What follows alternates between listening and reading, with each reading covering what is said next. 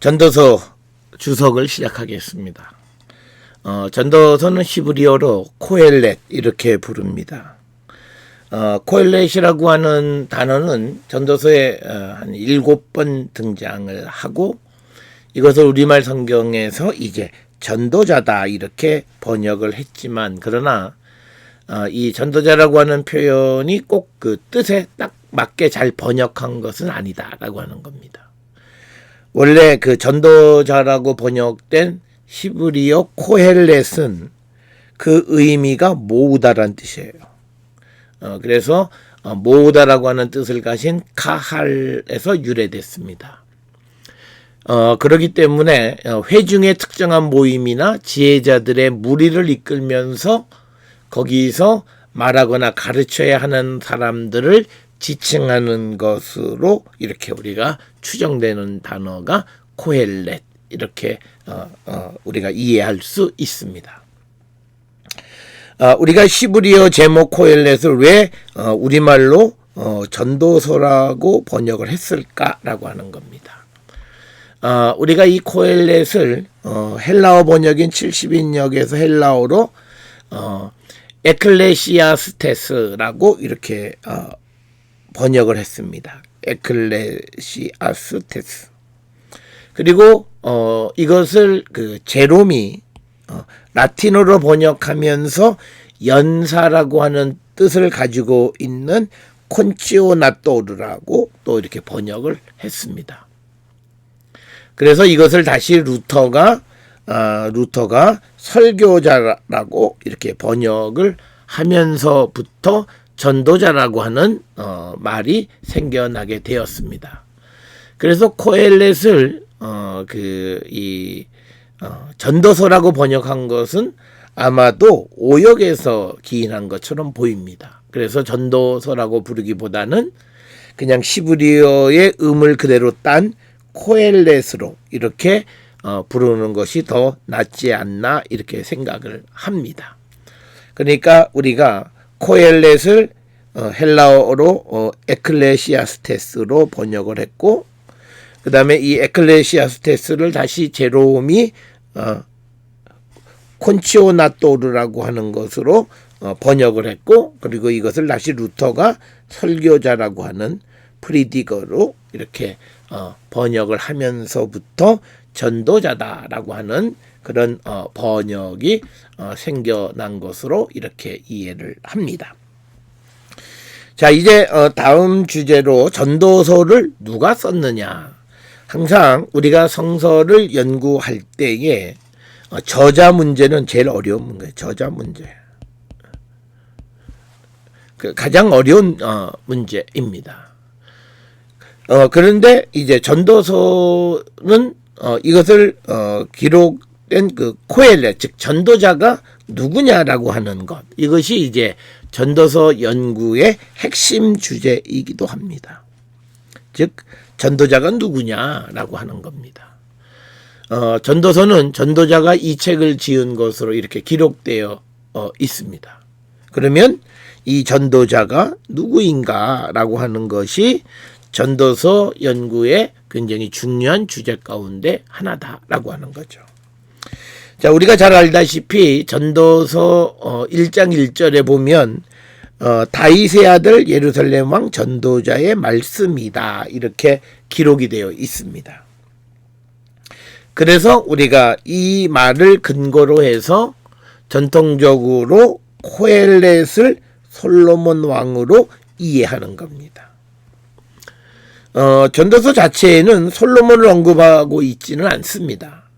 그렇지만 솔로몬을 전도서의 저자로 보는 것은 앞에서 보았던 전도서 1장 1절과 1장 12절을 근거로 한 거죠. 그래서 전도자를 왕이라고 부르는 것 때문에, 그러니까 우리가 다윗의 아들로서 왕이 된 사람은 이건 솔로몬뿐이죠. 그래서 우리가 이 전도자를 솔로몬 왕이다 이렇게 이해를 하고 있습니다. 그 다음에 또 우리가 이 전도서의 전도자, 즉 코엘렛을 솔로몬으로 추정하는 것은 뭐냐면 1장 12절부터 2장 끝부분까지의 솔로몬 왕을 추정할 수 있는 묘사, 그리고 솔로몬의 경험으로 가득 차 있습니다. 그래서 이 전도자는 솔로몬이구나, 이렇게 우리가 이해할 수 있습니다. 우리가 여기다가 우리가 열왕기상 4장 29절에서 34절에 보면 솔로몬은 이스라엘 사람들에게 잠언을 말하는 왕으로 이렇게 유명하고, 또 그리고 성전 봉헌식 때 백성을 불러 모았고, 또 그렇기 때문에 사람들은 전도서를 그 솔로몬이 지은 것으로 생각했던 것으로 우리가 봅니다.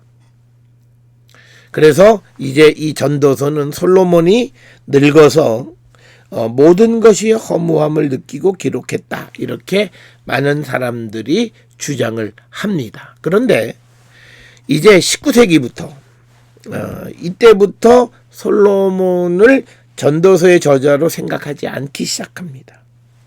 그러니까 19세기부터 솔로몬을 전도서의 저자로 생각하지 않기 시작했다라고 하는 겁니다. 그러면 그렇게 생각하지 않은 이유가 몇 가지 있습니다. 첫째는 전도서의 그 어떤 언어와 배경이 포로기 이후 시대라고 하는 겁니다. 그래서 조금 전문적이긴 하지만 전도서는 아람화된 시브리어, 그리고 그리스화된 시브리어, 그리고 페르시아어의 특징이 이 전도서에 그대로 나타나고 있기 때문에 10세기의 솔로몬 왕으로 이 전도서의 저자로 보기가 어렵다라고 하는 거고요. 그 다음에 이제 두 번째 이유는 우리가 전도서 12장 9절에 코엘렛은 지혜자였을 뿐 아니라 끊임없이 백성에게 지식을 가르쳤으며 또 검토하고 연구하여 수많은 잠언을 지어냈다, 이렇게 이야기를 해서 이 소위 전도서 12장 9절을 통해서 보게 되면 이 코엘렛은 전도자가 왕이었음을 암시하지 않는, 왕이 아니었다는 얘기예요. 그리고 전도서에서 전도자가 왕이라고 하는 것은 단지 전도서 1장 12절에서 2장 26절 요 부분에서만 등장하는 것이다 라고 하는 거죠. 자, 그 다음에 이제 세 번째, 전도서 5장 우리가 7절에서 불의를 조장하는 왕실 행정 제도를 비난하는 거죠. 그렇기 때문에 어떤 왕실 행정을 비난하는 그런 입장을 가지고 있기 때문에 전도자를 왕으로 보기는 어렵다라고 하는 겁니다. 따라서 이런 한 세 가지 정도의 이유를 통해서 솔로몬을 전도서의 저자로 생각하지 않는 것이 오늘날 보편적인 그런 그 생각이다라고 하는 겁니다. 자, 그래서 오늘날 주석가들은 전도자가 독자들이 자신을 솔로몬 왕으로 동일시하기를 원했던, 이건 잘 이해하세요. 그러니까 전도자가 솔로몬은 아니에요. 그런데 사람들이 자기를 솔로몬 왕과 동일시하기를 원했던 것으로 이해하는 겁니다. 그리고 전도자는 전도서의 저자가 고안한 어떤 전도자는 전도서 저자가 고안한 등장 인물로 이해한다라고 하는 겁니다. 그렇기 때문에 등장인물이 솔로몬 왕과 같이 지혜와 능력 그리고 부를 가진 자로 묘사하고 있다라고 하는 겁니다. 그래서 솔로몬과 같이 지혜, 능력 그리고 부를 가진 그런 사람으로 묘사하는, 그래서 전도서 저자에 의해서 만들어진 고안되어진 등장인물일 것이다 라고 하는 것이 오늘날 많은 주석가들의 설명이다 라고 하는 겁니다. 전도서 저자는 헬라 시대 때의 유랑 철학자들처럼 사람을 가르치는 그런 일을 했던 것으로 보고, 그리고 전도서는 아마도 잠언과 아울러 예루살렘 성전학교 교과서로 쓰였을 것으로 추정되어지는 겁니다. 그리고 이 전도서는 회당에서 5 두루마리가 유대인들의 절기 때 낭송되어지는데 특별히 초막절에 읽었던 것으로 이렇게 추정을 합니다. 자, 이렇게 이제 전도서의 저자가 누구냐라고 하는 이런 어려운 문제와 함께 이 다음에 또 하나는 전도서는 언제 기록되어졌는가. 그러니까 성경의 각 책의 저자와 언제 기록됐느냐 이런 문제들은 굉장히 어려운 주제이고, 그리고 이것은 하나로 딱 정답을 얻기가 학자들의 일관된 견해는 없다라고 하는 거예요. 그래서 우리가 이런 전도서가 언제 기록됐고 저자가 누구냐 이런 것들은 우리가 전도서를 이해하는데 우리가 참고적으로 우리가 이해를 하시면 되겠습니다. 그러니까 이제 전도서가 언제 기록됐냐라고 하는 거는요, 전도자가 누구인지 그리고 전도서의 저자가 누구냐에 따라서 그 저작 시기는 달라질 수 있습니다. 그런데 이제 일반적으로 우리가 말을 해서 일반적으로 전도서가 바벨론 포로 후기 시대에 기록됐다고 주장할 뿐이지 정확한 연대를 추정하기는 어렵다.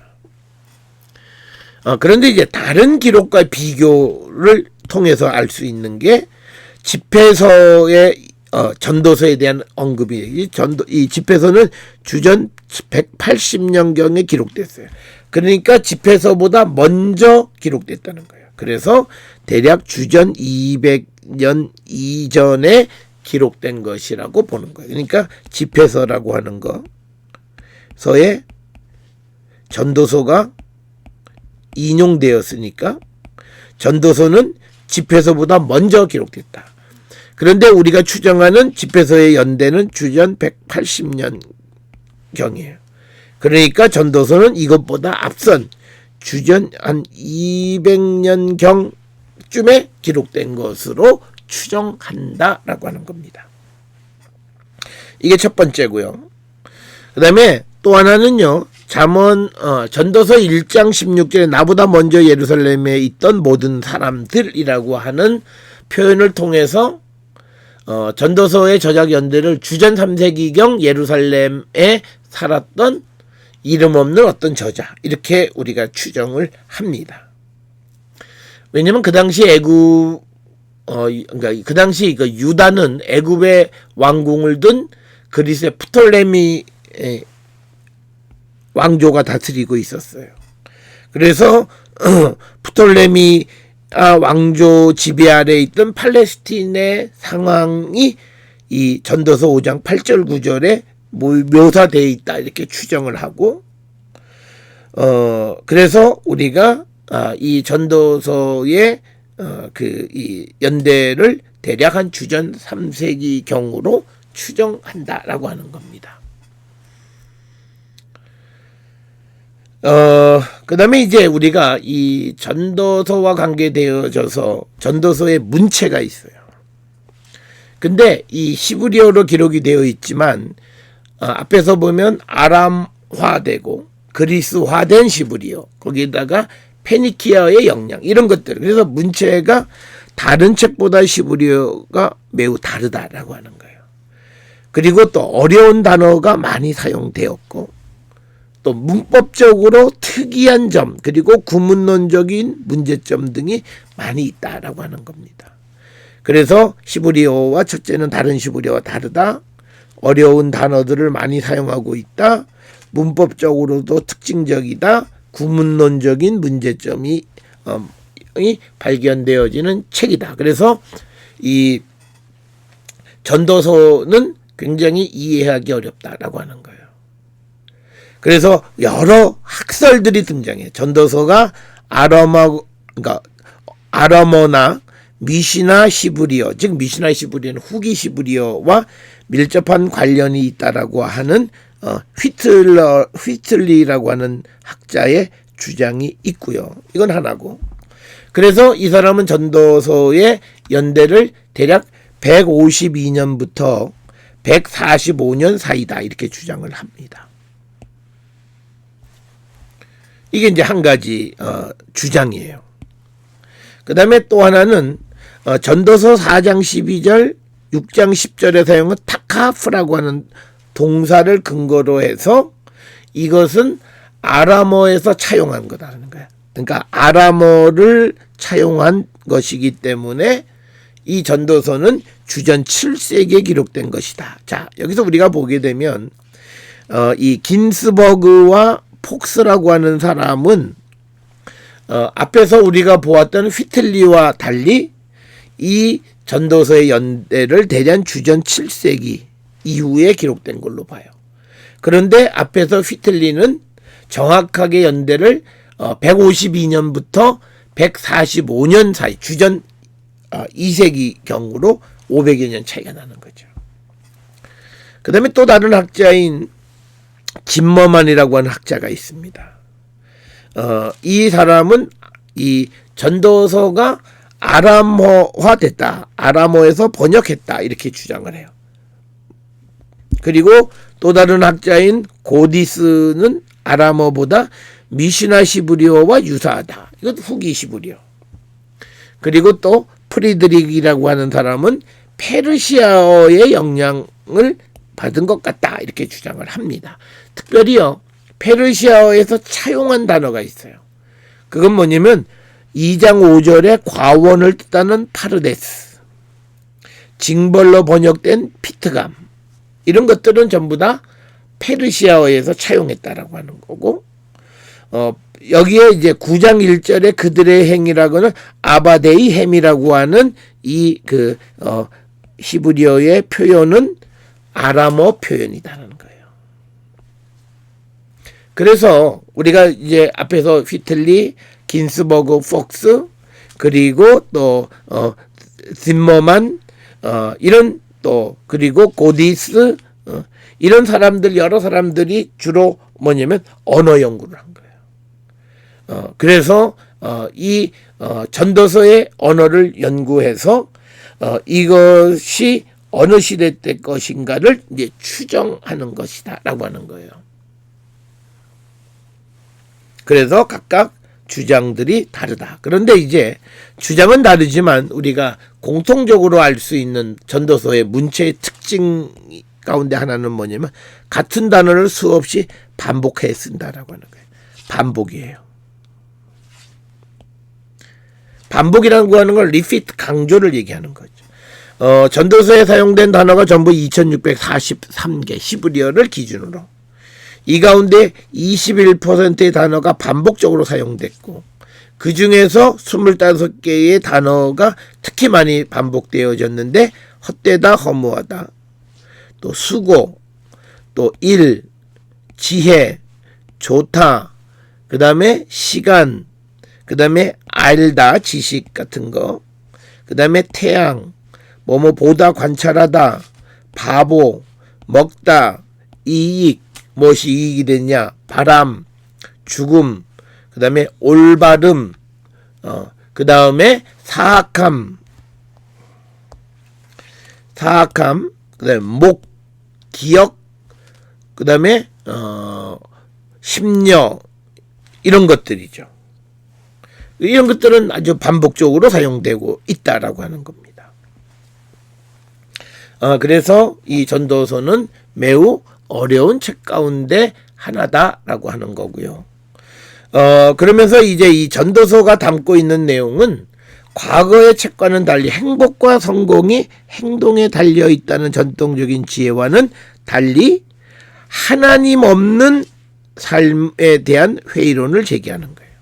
그러니까 전도서가 헛되고 헛되다라고 하는 말을 반복하는데, 이 헛된 하나님 없는 삶에 대한 회의론을 제시하는 거예요. 일반적으로 인생에 대한 회의론을 제기하는 책이 아니다라는 거예요. 그러면서 과거에는 사람이 행동에서 내가 노력하는 거, 거기에서 행복하고 성공이었다라고 얘기하지만 그게 아니라 하나님 없는 삶의 회의를 제시하고 있다. 그래서 전도서는요, 부정적인 책이 아니다라고 하는 거예요.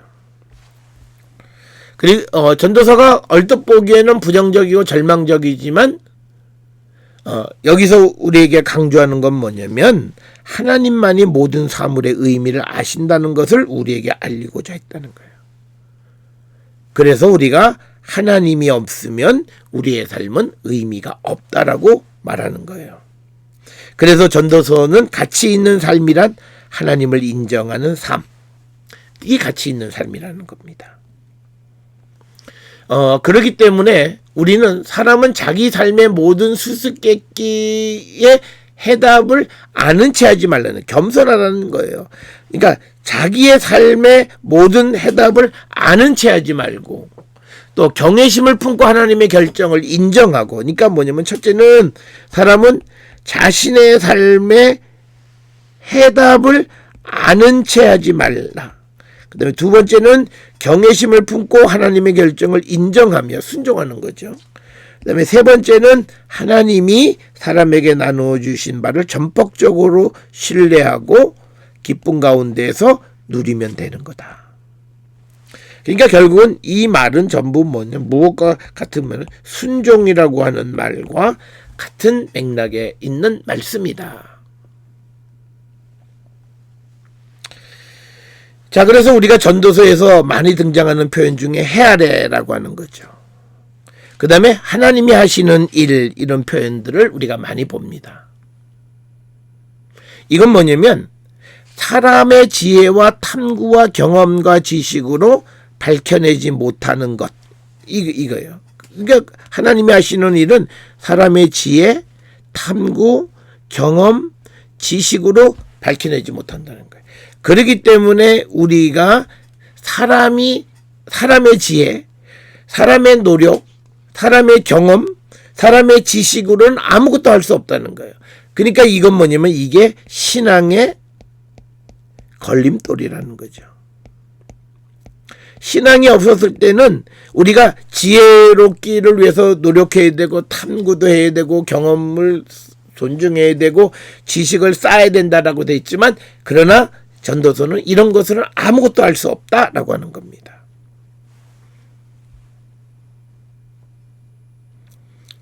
자, 그래서 이 전도서가 강조하는 게 있어요. 전도자는 사람이 제 몫을 찾고 하나님의 행하시는 바 가운데서 제자리를 찾을 수 있는 길은 하나님을 경외하는 것과 삶에서 좋은 것을 기뻐하는 것밖에는 없다는 거예요.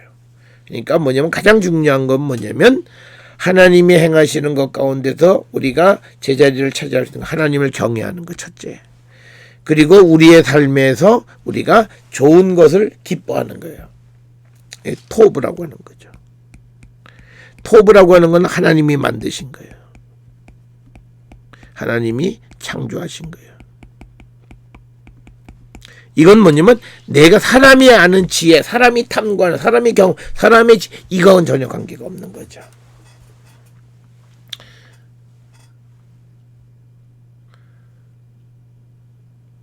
자, 그래서 우리가 전도자에게 헤아려 새 것이 없다는 것과 달리 예언자들은 미래를 내다보면서 지금까지 있던 상황과 완전히 뒤집혀질 새하늘과 새 땅을 기대했다면, 이 전도자들은 지금 이 현실 속에서 우리를 개입하셔서 구원을 베푸시는 하나님에 대한 것. 그래서 이 전도서가 가지고 있는 입장은 현실주의적인 태도다라고 하는 겁니다. 자, 그래서 우리가 이 전도서는 대략적으로 한 7구조로 나눕니다. 그래서 첫 번째가 그 1장 1절부터 3장 15절까지. 여기서는 모든 것이 헛되고 하나님을 이해할 수 없다. 모든 것은 헛되고 하나님을 이해할 수 없고. 두 번째는 3장 16절부터 4장 16절까지는 불의한 것이 뭐고 무의미한 것의 여러 가지 본보기를 제시해 주는 것. 그 다음에 세 번째 5장 1절부터 7절에서 바른 예배가 뭐냐, 이걸 제시하고 있고요. 그 다음에 5장 8절에서 6장 12절까지는 불의한 것과 무의미한 것의 여러 가지 예를 제시해요. 불의한 것, 무의미한 것의 여러 가지 보기. 그 다음에 이제 5번째 7장 1절부터 9장 6절까지 옛 지혜를 새롭게 검증해 보는 거죠.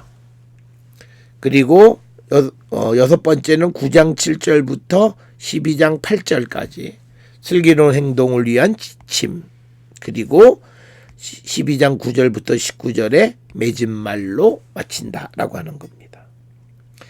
이렇게 7구절을 간략하게 보면 1장 1절부터 11절까지는 서두에 해당하는 부분, 1장 12절부터 12장 8절까지에서는 여러 가지 경험적인 예를 들어서 앞에서 밝힌 그 주제를 다루고 있고, 그 다음에 12장 9절부터 14절은 전도서의 결론 부분에 해당하는 겁니다.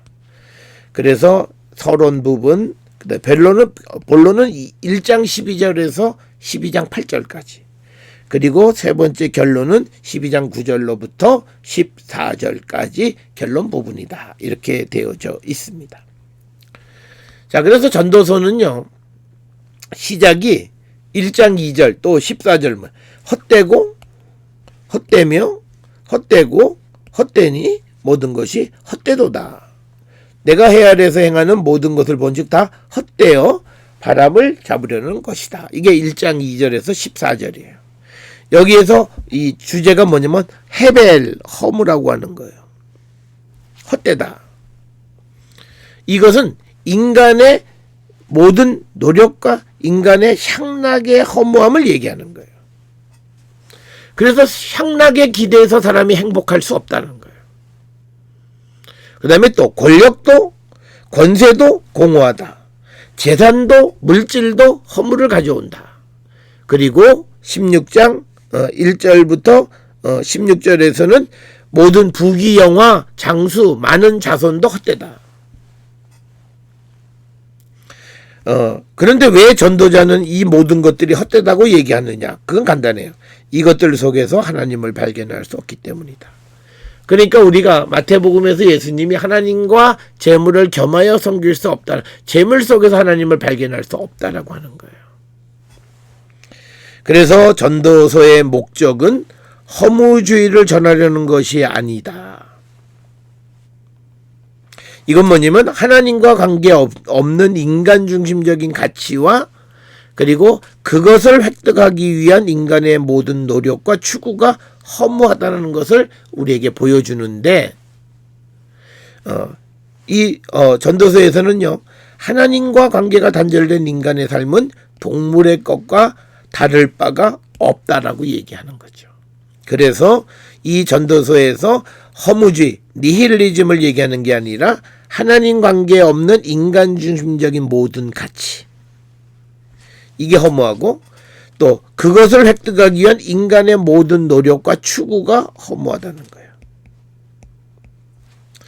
이걸 얘기하는 것이 전도서다라고 하는 것을 우리가 정확하게 인식하셔야 되겠고, 그래서 우리가 전도서 3장 19절에서 21절에 보면 인생이 당하는 일을 짐승도 당하나니 그들이 당하는 일이 일반이라. 다 동일한 호흡이 있어서 짐승이 죽음같이 사람도 죽으니 사람이 짐승보다 뛰어남이 없음은 모든 것이 헛됨이로다. 다 흙으로 말미암았으므로 다 흙으로 돌아가나니 다 한 곳으로 가거니와 인생들의 혼은 위로 올라가고 짐승의 혼은 아래 곧 땅으로 내려가는 줄을 누가 알랴. 그래서 하나님 없는 사람의 모습은 짐승의 모습과 다를 바가 없다라고 하는 거죠. 자, 그다음에 이제 그 전도서는 삶 자체가 허무하다거나 그걸 비판적으로 보는 건 아니에요.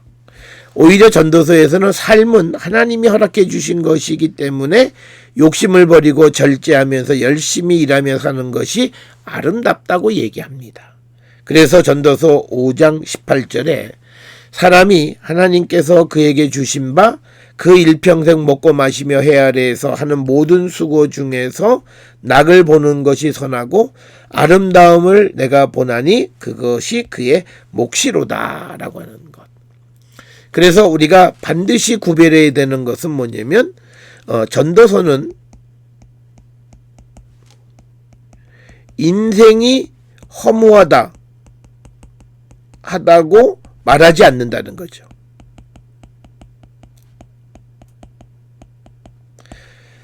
전도서가 얘기하는 것은 하나님 없는 삶의 추구, 하나님 없는 삶의 가치, 이런 게 허무하다는 거예요.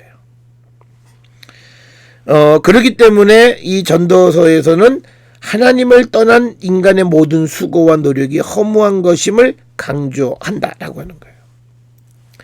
그래서 전도서 12장 1절에 너는 청년의 때에 너의 창조주를 기억하라. 곧 곤고한 날이 이르기 전에 나는 아무 낙이 없다고 할 해들이 가깝기 전에 창조주를 기억하라는 거죠. 그러니까 전도서는 창조주를 기억하는 것, 하나님을 경외하는 것, 그런 삶을 살아야 된다는 거죠. 그래서 전도서의 끝부분 12장 13절에 이렇게 되어 있죠. 일의 결국을 다 들으니 하나님을 경외하고 그의 명령을 지킬지어다. 이것이 모든 사람의 본분이다 라고 설명을 합니다. 자, 우리가 전도서의 신학은 앞에서 여러 번 강조했던 거예요. 하나님의 개입이 없는 모든 일을 허무하고, 그리고 하나님을 인정할 때 모든 행복, 성공이 가능함을 강조하는 것이다. 그러니까 이 전도서의 신학은 임마누엘이에요. 하나님과 함께하는 삶, 그리고 하나님만이 모든 사물의 의미를 아신다, 이거예요. 그래서 그걸 우리에게 전달해 주는 것이 하나님이다. 그래서 앞에서 말했듯이 전도서는 임마누엘의 신앙을 강조하고 하나님을 인정하고 그리고 경외하는 것의 소중함을 강조하고 있다라고 하는 거죠. 이거는요, 우리가 잘 아는 고린도전서 1장 18절에서 사도 바울이 예수 그리스도의 십자가의 도에 하나님의 지혜가 나타나 있음을 강조하는 것과 같은 겁니다. 자, 우리가 이 전도서는 기록되어져 있는, 그래서 문학적 형태가 있습니다. 문학적 형태. 기록할 때, 그래서 다양한 문학적인 형식이 포함되어 있는데, 첫째 많이 들어있는 게 격언과 잠언의 형식입니다. 그러니까 짧은 잠언, 긴 격언, 이런 것들이 골고루 섞여져 있는 것입니다. 그 다음에 두 번째는요, 자전적 성격이죠. 이 말은 뭐냐면 전도자 자신이 이야기를 말하는 형식을 취하고 있어요. 그래서 나는 보았다, 나는 반성해 보았다, 그리고 나는 이렇게 결론을 내렸다, 이런 1인칭 문장들이 많이 사용되어집니다. 그래서 이 자신의 경험과 연결시켜서 교훈을 주고 있고, 또 때에 따라서는 자신에 대해서 비판적 입장을 가지고 있다. 세 번째는요, 왕실 증언입니다. 로열 테스트먼트입니다. 이거는 고대 근동, 특히 이집트 지혜 문학의 한 장르로서 왕이 그의 경험을 아들에게 말하는 그런 양식이에요. 왕이 그 경험을 아들에게 전하는 거. 이런 양식은 메리카레의 교훈, 메리카레의 교훈이나 또 아멘엠헤트의 교훈, Introduction of 아멘헤텝입니다. 그래서 왕실의 증언들이 기록이 되어 있고요. 그 다음에 마지막 형태는 내러티브 산문입니다.